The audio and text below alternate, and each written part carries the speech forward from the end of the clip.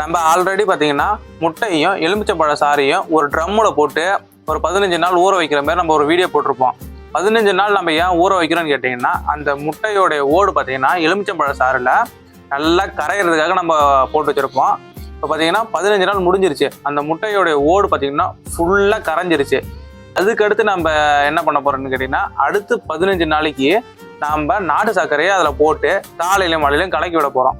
இப்படி கலக்கி விட்டோன்னா நமக்கு முட்டை அமிலம் ரெடி ஆகிடும். இந்த முட்டை அமிலம் பார்த்தீங்கன்னா மீன் அமிலத்தை விட ரொம்ப பெஸ்ட்டானது. ஏன் இதை சொல்கிறேன்னு கேட்டிங்கன்னா, இப்போ மீன் அமிலத்தில் பார்த்தீங்கன்னா வெறும் யூரியா மட்டும்தான் இருக்குது. முட்டையோட ஓட்டில் பார்த்தீங்கன்னா நமக்கு கால்சியம் சத்து இருக்குன்னு தெரியும். இந்த முட்டையோட ஓடு பார்த்தீங்கன்னா ஃபுல்லாக எலுமிச்சம்பழ சாறில் கரையும் பொழுது நமக்கு கால்சியம் சத்தும் கூடவே கிடைக்குது. அதே போல் இதில் பார்த்தீங்கன்னா நைட்ரஜன் சத்து இருக்குது, சல்பர் சத்து இருக்குது. இதை நம்ம செடிகளுக்கு நம்ம கொடுக்கும் பொழுது செடியோட வளர்ச்சி அப்படி இருக்கும். இப்போ செடியில் பார்த்தீங்கன்னா நார்மலாக காய்க்கக்கூடிய காய்களுடைய சைஸ் ரொம்ப குட்டியாக தான் இருக்கும்.